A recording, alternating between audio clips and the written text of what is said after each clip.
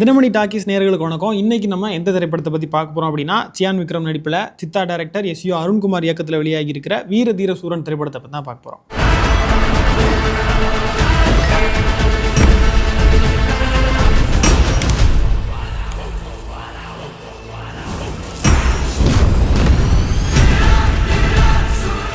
இந்த படத்தோட கதைக்களம் என்ன அப்படின்னு பார்த்தோம் அப்படின்னா, ஒரு ஊரில் ஒரு பெரிய தலைக்கட்டாக இருக்கிற ஒரு ஆள் இருக்கார். அவரையும் அவரோட பையனையும், அதாவது சுராஜையும் கொல்றதுக்கு அந்த ஊர் எஸ்பி வந்து பிளான் பண்ணுறாரு. அந்த எஸ்பி யாருன்னு பார்த்தோம் அப்படின்னா, இவர் எஸ்ஜே சூர்யா பண்ணியிருக்காங்க. ஸோ இந்த 2 பேரையும் எஸ்ஜே சூர்யா திருவிழா அன்னைக்கு நைட்டே என்கவுண்டரில் கொன்றணும் அப்படின்னு ஒரு பிளான் பண்ணுறாரு. ஸோ இவங்க 2 பேரும் என்ன பண்ணுறாங்க அப்படின்னா, அந்த எஸ்பி நம்மளை போடுறதுக்குள்ளே இன்றைக்கி நைட்டே அவரை நம்ம போட்டுறணும் அப்படின்னு அவங்க ஒரு பிளான் பண்ணுறாங்க. ஸோ இந்த 2 பகை சம்மந்தப்பட்ட இந்த ஒரு திட்டங்களுக்கு நடுவில் யார் காமனாக இருக்கா அப்படின்னு பார்த்தோம் அப்படின்னா, காளி, அதாவது விக்ரம் பண்ணியிருக்காரு. விக்ரம் யார் அப்படின்னா, ஒரு வெட்டு குத்தெல்லாம் விட்டுட்டு ஒரு சராசரி வாழ்க்கையில் ஒரு மனைவி, குழந்தைகள், மளிகை கடை அப்படின்னு வாழ்ந்துட்டு இருக்கிற ஒரு ஆள். அவர் இவங்க 2 பேரோட பிளானுக்கும் ஹெல்ப் பண்ணுற ஒரு காமன் ஆளாக அவர் இருக்கார். ஸோ இந்த 2 பிளானில் எது ஜெயிச்சுது, இவங்களோட பகை விளையாட்டுக்கு நடுவில் இந்த சராசரியாக வாழ ஆசைப்படுற இந்த காளி என்ன ஆனார் அப்படின்ற கேள்விகளுக்கு விடை சொல்கிற ஒரு படமாக தான் வீரதீர சூரன் உருவாயிருக்கு அப்படின்னு நம்ம சொல்லலாம். ஃபஸ்ட்டு இந்த படத்தில் என்னென்ன விஷயங்கள் ரொம்ப நல்லா இருக்குது அப்படின்றத ஃபஸ்ட்டு பார்த்துடலாம். இந்த ஓவரால் படத்தில் பாராட்டுகளுக்கு முக்கால்வாசி பாராட்டுகளுக்கு யார் சொந்தக்காரராக இருக்கார் அப்படின்னு பார்த்தோம் அப்படின்னா, சினிமோட்டோகிராஃபருக்கு நம்ம பாராட்டுகள் தெரிவிச்சே ஆகணும் அப்படின்னு நினைக்கிறேன். இந்த படம் மொத்தமே வந்து ஒரு நாள் நைட்டில் இருக்கிற மாதிரி ஷூட் பண்ணியிருக்காங்க. ஸோ ஓவரால் திருவிழா சீக்வன்ஸாக இருந்தாலும் சரி, இல்லை நைட்டில் ஃபைட் சீக்வன்ஸாக இருந்தாலும் சரி, இல்லை ஒரு காட்டுப்பாதையை நிலா வெளிச்சத்தில் காமிக்கிற மாதிரியாக இருந்தாலும் சரி, எல்லா லைட்ஸும் ரொம்ப அழகாக ஹேண்டில் பண்ணி ரொம்ப பெர்ஃபெக்டாக இதை பண்ணியிருக்காரு அப்படின்னு தான் சொல்லணும். ஏற்கனவே சினிமோட்டோகிராஃபர் தேனி ஈஸ்வரோட ஒர்க்ஸ் நம்ம நிறைய படங்களில் பார்த்து நம்ம அவர் எப்படிப்பட்ட ஆள், எவ்வளோ கை தேர்ந்த ஆளுன்றது நமக்கு தெரிஞ்சிருக்கும். அவர் இந்த படத்துலையும் அவரோட டேலண்ட்டை ரொம்பவே எக்ஸ்ட்ராவாக ப்ரூவ் பண்ணியிருக்காரு அப்படின்னு சொல்லலாம். ரொம்ப அருமையாக இருந்தது. எல்லா ஷாட்ஸும் எல்லாமே ரொம்ப சூப்பராக இருந்தது. இதுவும் 18 நிமிஷம் சிங்கிள் ஷாட் வேறு இருக்குது. அதையும் ரொம்ப அழகாகவே அவங்க வந்து கம்போஸ் பண்ணியிருந்தாங்க அப்படின்னு சொல்லலாம். அடுத்ததாக ஆக்டிங் நல்லா இருந்தது அப்படின்னு சொல்லலாம். அதில் விக்ரம் அப்படின்னு பார்த்தோம் அப்படின்னா, அவருக்கு வந்து அவர் எவ்வளோ சூப்பராக நடிக்கிற ஒரு ஆக்டர் அப்படின்னு நம்ம எல்லாருக்குமே தெரியும். அவரோட முழு ஆக்டிங்கையும் காமிக்கிறதுக்கான ஸ்கோப் இந்த படத்தில் இந்த கேரக்டருக்கு இல்லை அப்படின்னாலுமே, இந்த கதை கேட்குற நடிப்பை அவர் ரொம்ப அழகாக கொடுத்துருக்காரு அப்படின்னு சொல்லலாம். இந்த கதை கேட்குற இந்த டேரக்டர் கேட்குற ஒரு போதுமான அளவு நடிப்பை ரொம்ப மிகவும் இல்லாமல் ரொம்ப கம்மியும் இல்லாமல் பர்ஃபெக்டாக கொடுத்துருக்காரு அப்படின்னு சொல்லலாம். அடுத்ததாக அவருக்கு ஜோடியாக நடிச்சிருக்கிற துஷாரா விஜயன் வந்து ஒரு சராசரி ஹீரோயினாக இல்லாமல் அவங்களுக்குன்னு ஒரு சின்ன ஒரு ஸ்பேஸ் கொடுத்துருக்காங்க. அது ரொம்பவே அழகாக அவங்களும் எக்ஸிக்யூட் பண்ணியிருக்காங்க அப்படின்னு சொல்லலாம். ஒரு காதலில் கொஞ்சிற சீன்ஸாக இருந்தாலும் சரி, இல்லைன்னா கதறி அழுகிற சீனாக இருந்தாலும் சரி, ரொம்பவே அழகாக பண்ணியிருக்காங்க அப்படின்னு தான் சொல்லணும். அடுத்ததாக யாரை சொல்லலாம் அப்படின்னா, முக்கியமாக சுராஜ் இந்த படத்தில் முக்கியமான ரோல் பண்ணியிருக்காரு, வில்லன் ரோல் பண்ணியிருக்காரு. இந்த படத்தில் யதார்த்தமாக ரொம்ப நல்லா கேரக்டராகவே தெரிகிற சில ஆக்டர்ஸில் அவரும் முக்கியமான ஒரு ஆள் அப்படின்னு சொல்லலாம். இந்த படத்தில் அவரோட ஆக்டிங் வந்து ரொம்பவே பிரமாதமாக இருக்குது அப்படின்னு சொல்லணும். எஸ்ஜே சூர்யா இருக்கிற வில்லன்களில் இந்த படத்தில் வந்து வில்லன்கள் தான் அதிகம் அப்படின்னு சொல்லலாம். ஸோ அந்த மாதிரி இந்த எஸ்ஜே சூர்யா இந்த படத்தில் அவர் கிட்டத்தட்ட வழக்கமான நடிப்பு தான் கொடுத்துருக்காரு அப்படின்னு சொல்லலாம். வழக்கமான நடிப்பு இந்த சென்ஸ் நல்லாவே நடிச்சிருக்காரு. ஆனால் அவர் நம்ம இதில் புதுமையாக எதுவும் பார்க்க முடியாத ஒரு சின்ன ஏமாற்றம் இருக்குது அப்படின்னு சொல்லலாம். ஆனால் அவர் வழக்கமாக அவர் கொடுக்குற நல்ல நடிப்பை இதுலேயும் அவர் கச்சிதமாக கொடுத்துருக்காரு. இன்னொரு முக்கியமான ரொம்ப நல்ல கேரக்டராக நம்மளுக்கு தெரிஞ்சது என்ன இப்போ பார்த்தீங்கன்னா, இதில் வெங்கட்னு ஒரு கேரக்டர் இதில் வரும். அவர் வந்து சித்தாலையும் நடிச்சிருப்பார். அந்த குழந்தையோட மாமாவை வருவார் அப்படின்னு நினைக்கிறேன். ஸோ அந்த கேரக்டர் வந்து ரொம்ப அழகாக இருந்தது. அந்த கேரக்டர் ரொம்பவே நல்லா பண்ணியிருந்தாங்க. அது அந்த கூட்டத்துக்குள்ளே இருக்கிற ஒரு குழந்தை மாதிரின்னு சொல்லலாம், ஒரு அப்பாவியான கேரக்டர்னு சொல்லலாம். ஆனால் அதே நேரத்தில் அந்த கேரக்டர் ரொம்ப எழுதுனதாக இருந்தாலும் சரி, அந்த கேரக்டரை அவங்க அந்த ஆக்டர் வந்து எக்ஸிக்யூட் பண்ணதாக இருந்தாலும் சரி, ரொம்பவே நல்லா இருந்தது அப்படின்னு தான் சொல்லணும். நீங்கள் படம் பார்த்தீங்கன்னா உங்களுக்கு கண்டிப்பாக அந்த வெங்கட்ங்கிற கேரக்டர் உங்களுக்கு ரொம்ப பிடிக்கும்.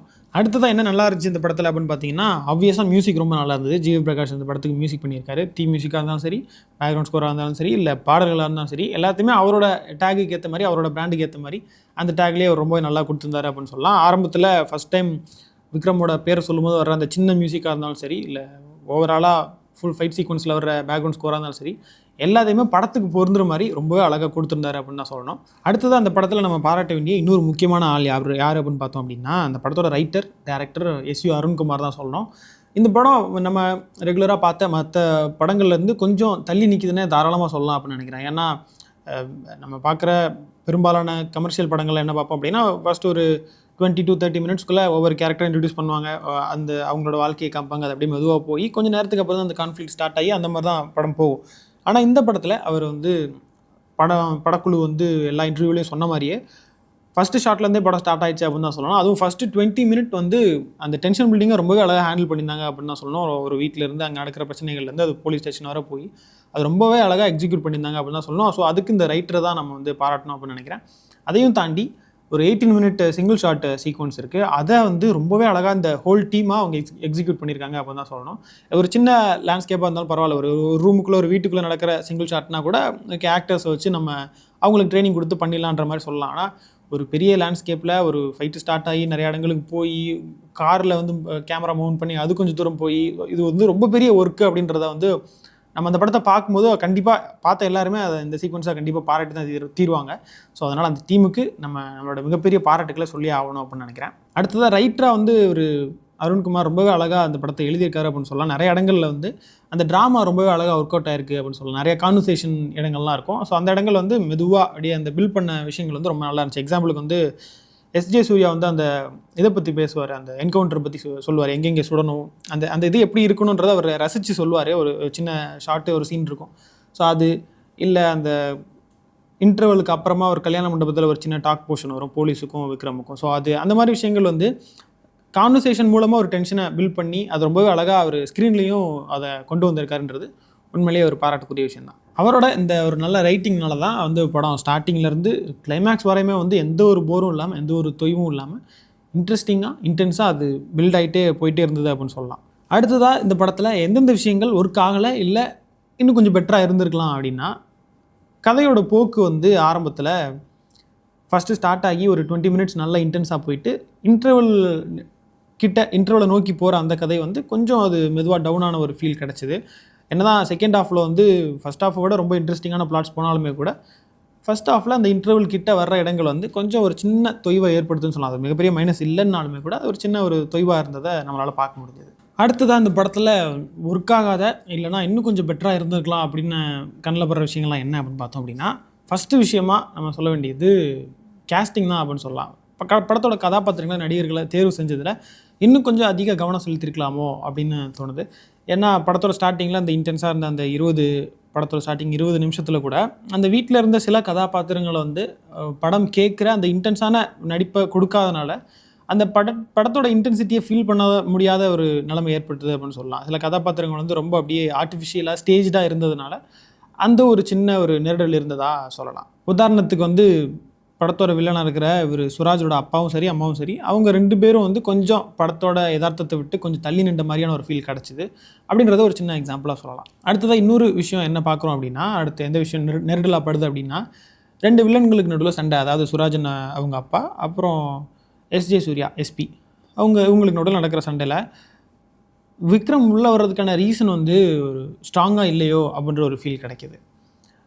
ஏன்னா இவங்க 2 பேருக்குள்ள நடக்கிற சண்டையை வந்து ரொம்ப இன்டென்ஸாக போயிட்டுருக்கிறப்போ விக்ரம் வந்து எனக்கு இது வேண்டாம் அவர் போனான்னு கூட தேடுறதுக்கு டைம் இல்லை. அந்த மாதிரி ஒரு இன்டென்சிட்டி தான் இங்கே போயிட்டுருக்கு அப்படின்றதுனால விக்ரம் இல்லைனா கூட யாரோ மாணிக்கம் அவங்கள வச்சு நான் பார்த்துப்பேன்ற ஒரு சுச்சுவேஷனில் விக்ரம் ஏன் இந்த இதை பிடிச்சிட்டு இருக்கணும், காளி ஏன் இந்த ஒரு விஷயத்துக்குள்ளே அடங்கி இருக்கணும் அப்படின்ற ஒரு கொஸ்டினும் எழுது அப்படின்னு சொல்லலாம். அதையும் தாண்டி இன்னும் முக்கியமான விஷயமா என்ன படுது அப்படின்னா, படத்தில் எமோஷனல் கனெக்ட் அப்படின்றது வந்து ஆடியன்ஸுக்கு ஏற்படாமல் போனது ஒரு சின்ன ஏமாற்றம் அப்படின்னு சொல்லலாம். ஏன்னா இந்த மாதிரியான ஒரு ஃபீல்டில் இந்த மாதிரியான ஒரு கதைக்களத்தில் ஒரு எமோஷனல் கனெக்ட் ஃபீல் பண்ண முடியாதது வந்து ஒரு சின்ன மைனஸ் தான் அப்படின்னு சொல்லலாம். அது சுராஜுக்கும் அவங்க அப்பாவுக்குமா இருந்தாலும் சரி, இல்லை விக்ரமுக்கும் அவங்க குழந்தைகளுக்குமா இருந்தாலும் சரி, இல்லைனா விக்ரமுக்கும் அவங்க ஒய்ஃபுக்குமான இருந்தாலும் சரி, அந்த ஒரு எமோஷனல் கனெக்டை ஃபீல் பண்ண முடியாதனால ஒவ்வொரு தடவையும் வந்து குடும்பம் பத்திரம்னு சொல்லி அவரை மிரட்டி இந்த வேலையை வாங்கும்போது, விக்ரம்கிட்டருந்து இந்த வேலையை வாங்கும்போது அவர் படுற அவஸ்தையை நம்மளால் ஃபீல் பண்ண முடியாத ஒரு சுச்சுவேஷன் ஏற்படுது. அடுத்ததாக இது ஒரு மைனஸாக சொல்லாமல் எனக்கு தெரில. ஆனால் வீரதீர சூரன் பாகம் 2 அப்படின்னு சொன்னோன்னா நம்மளுக்கு ஒரு புதுமை கிடைச்சது இல்லையா, ஏதோ புதுசாக இருக்குது. ஃபஸ்ட்டு பாகம் 2 ரிலீஸ் ஆகுது அப்படின்ற ஒரு விஷயம் இருந்தது இல்லையா. ஸோ அதான் படம் பார்க்கும்போது பாகம் 1க்கான எந்த ஒரு இன்ட்ரிகிங்கான விஷயமும் இதில் தரப்படலை அப்படின்றது ஒரு சின்ன ஏமாற்றமாகவே பார்க்கலாம் அப்படின்னு நான் சொல்கிறேன். ஒரு கதை ஸ்டார்ட் ஆகி ஒரு கதை முடிஞ்சிருச்சு, அது முடிவடைஞ்சிருச்சு. இதில் பார்ட் 1க்கான ஸ்பேஸ் எங்கே இருக்குது அப்படின்ற கேள்வி எந்த இடத்துலையுமே நம்மளுக்கு எழலை அப்படின்னு சொல்லலாம். இதுவே முழு பேக்காக இருக்குது. ஸோ இதை பாகம் 2ன்னு பிராண்ட் பண்ணி நம்மளுக்கு கிடைச்ச அந்த ஒரு விஷயத்தை வந்து சாட்டிஸ்ஃபை பண்ணுற அளவில் பாகம் 1 பற்றின எந்த தகவலும் இல்லைன்றது அடுத்து ஒரு சின்ன ஏமாற்றம்னே சொல்லலாம். அடுத்தது படத்தோட முக்கியமான மைனஸாக இன்னொன்று என்ன இருக்குது அப்படின்னு பார்த்தோம் அப்படின்னா, படத்தோட கிளைமேக்ஸ் அப்படின்னு சொல்லலாம் அப்படின்னு நினைக்கிறேன். ஏன்னா ஆரம்பத்துலேருந்து கடைசி வரை ஒரு டென்ஷன் பில்ட் ஆகுது. சின்னதாக ஸ்டார்ட் ஆகி ஃபர்ஸ்ட் ஹாஃபில் கொஞ்சமாக இருந்தாலுமே கூட செகண்ட் ஹாஃபில் நல்லாவே அதை பில்ட் பண்ணுறாங்க.